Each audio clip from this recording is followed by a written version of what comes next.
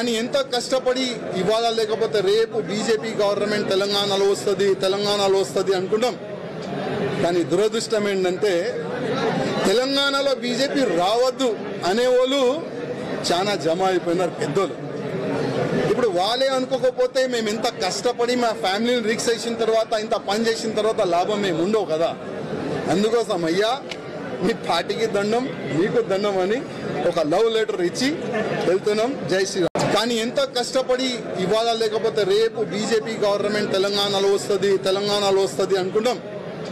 కానీ దురదృష్టం ఏంటంటే తెలంగాణలో బీజేపీ రావద్దు అనేవాళ్ళు చాలా జమ అయిపోయినారు పెద్దోళ్ళు.